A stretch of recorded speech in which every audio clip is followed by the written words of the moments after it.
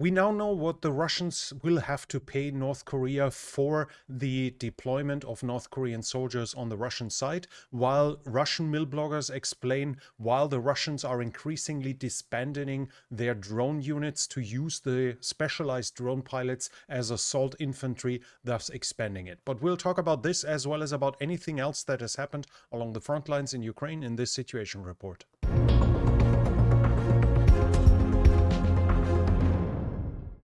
Over the last 2 weeks, Ukraine has hit 7 air defense systems and radar positions of the Russians. To which degree they destroyed the installations, I have no information, but the hits are being reported and seemingly confirmed. The Russians have used more than 900 gliding bombs, 30 missiles and 500 Shahid drones in the last week alone, and in October they used over 2,000 Shahid drones against Ukraine as well. From the front lines, we have reports in the Kursk region that the Russians have probably slightly advanced in Pogrebki. We have a geolocation here directly at the northern part of Pogrebki.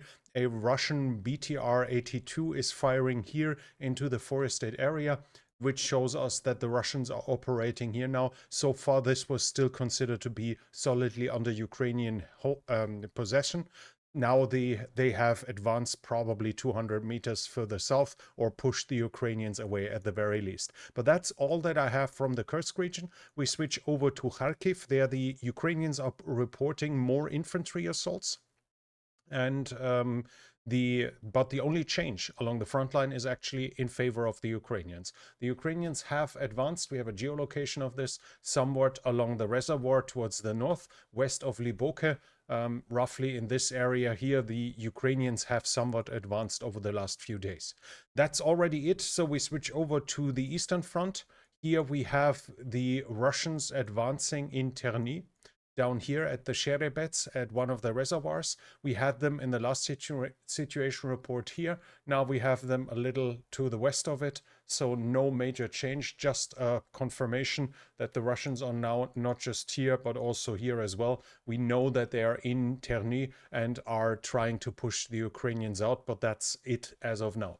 There is a Ukrainian reports that the Ukrainians, where the Ukrainians say the Russians force their wounded to be used in assaults. So basically they use wounded soldiers in assaults to keep up the pressure. This is being reported again and again, and there were actually videos of Russian soldiers on crutches complaining that they've been sent back to the front lines and not being treated properly, not being taken out of the front line in the past. And there was a video, I think from Vovchansk, showing 2 Russian soldiers on crutches walking around there, but unfortunately I have no longer found that video. So while there is some indication that this might actually be true, in this regard, I cannot confirm it to which degree this is still being used as of now. The video so far as said, there are some videos to be found, but I'm not 100%, I cannot 100% confirm this situation as of now.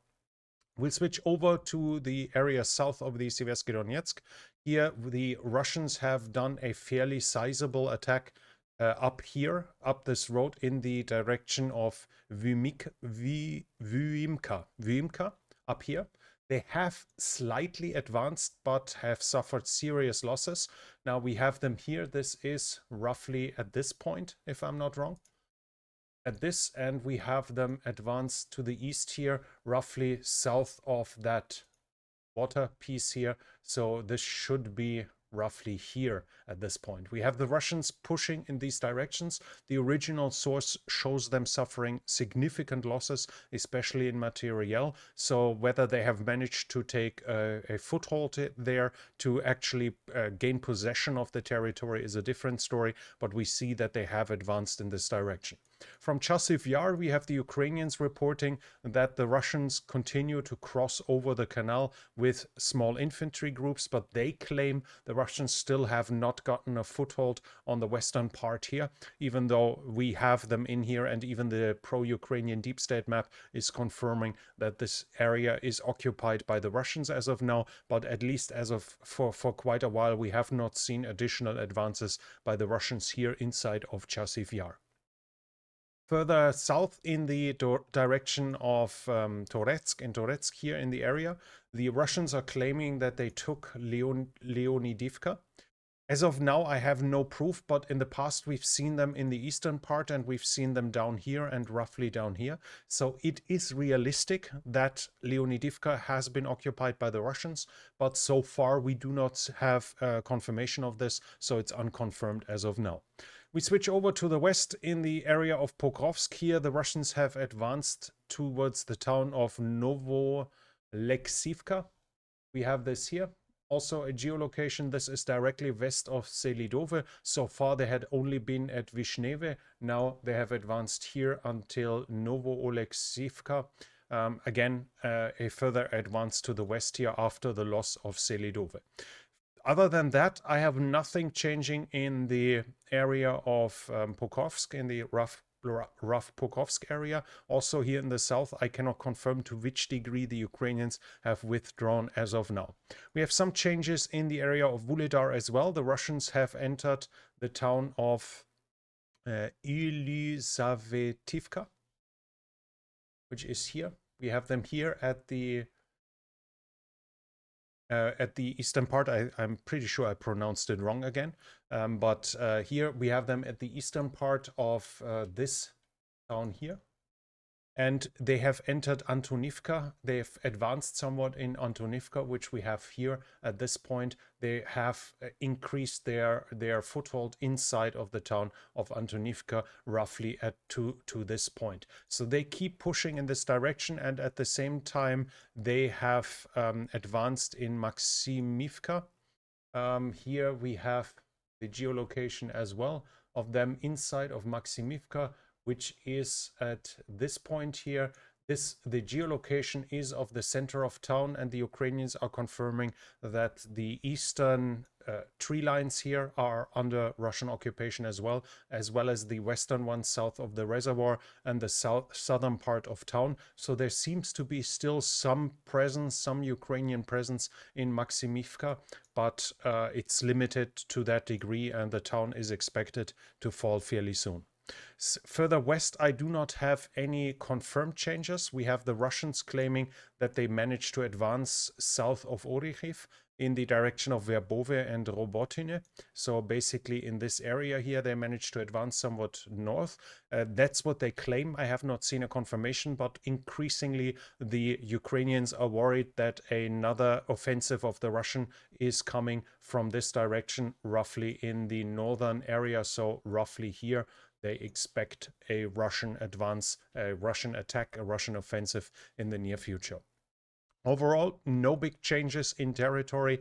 We see the situation around Kurakhove continuing to deteriorate, but that was to be expected. I talked about it in the last situation. Other than that, at least over the last 2 days, the front line has been mostly stable.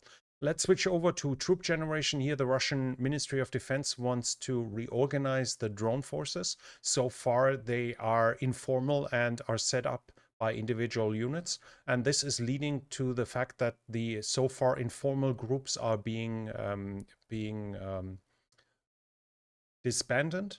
This leads to the result that in a lot of units, those drone pilots are actually being used as assault infantry and thus falling in the attacks. A Russian mill blogger is explaining this, and he's saying that according to him, a Russian company often has 90 men, but only 20 of those are being used in the assault itself, as the Russians have the rest is for support, for drones, for anything else. This means that the majority is actually not participating in assaults as well, part of them as drone units. And now with drone units being disbanded or facing disbandment, those commanders of those units fear that a significant part of their manpower might be taken out of their unit if they stay as dedicated drone units. So they rather disband them and send them towards the assault infantry so they keep up their manpower.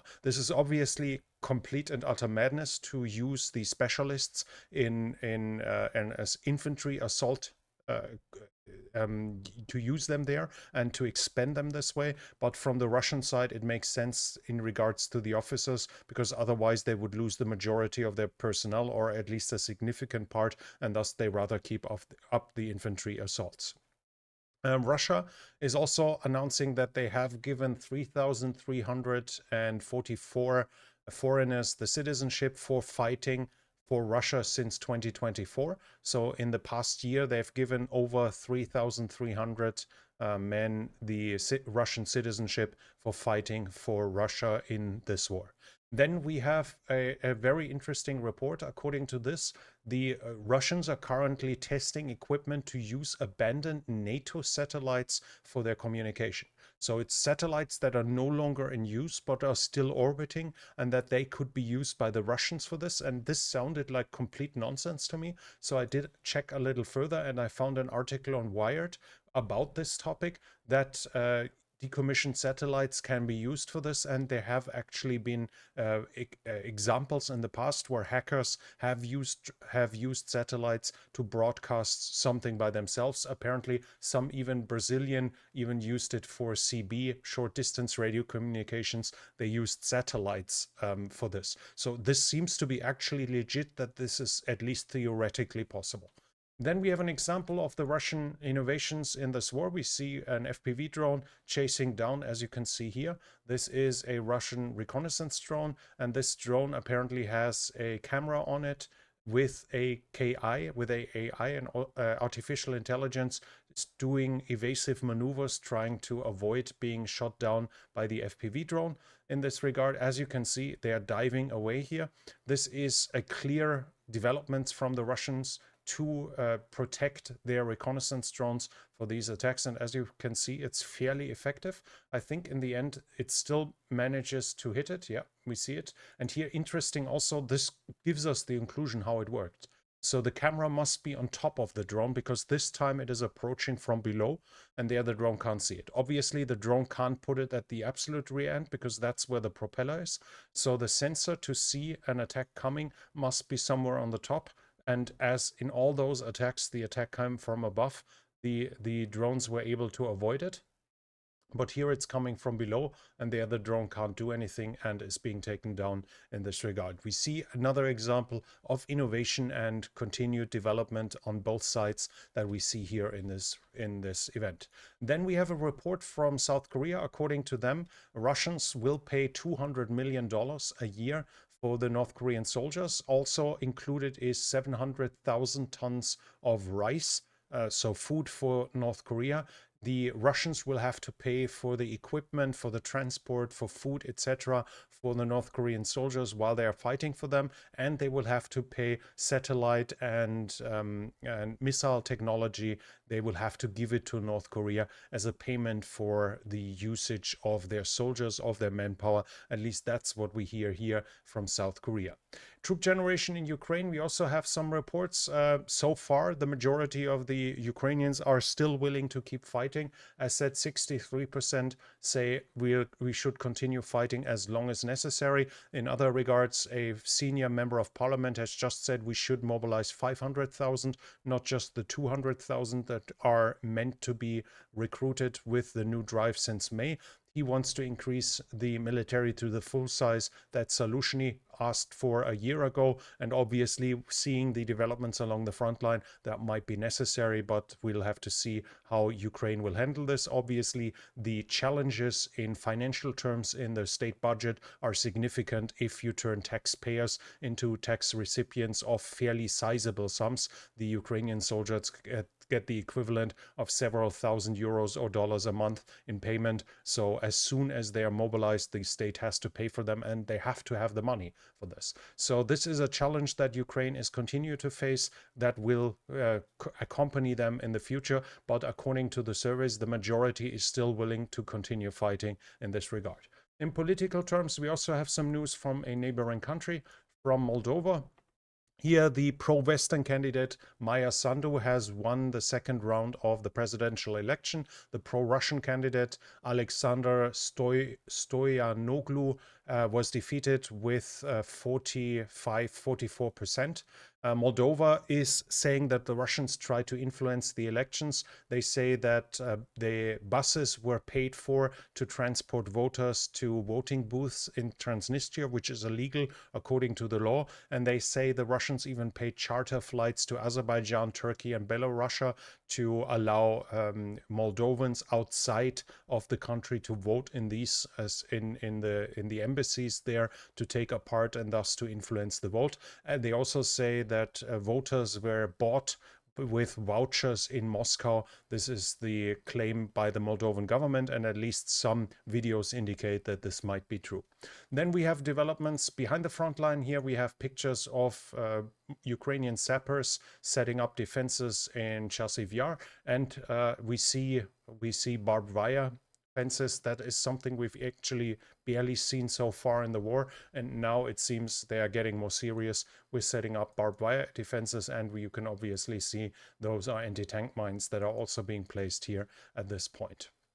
And that was it from me for now. So if you like this situation reports, please give it a thumbs up. It helps with the algorithm. Leave a comment what you think about the current developments. And if you're new here, I would like to invite you to subscribe to the channel and hit the bell icon so you don't miss future videos. This channel is only possible because of the support of viewers like you. If you like to support the channel, you can do so by the means in the description. But that's it from me for now. Thank you for watching, and I'll be back.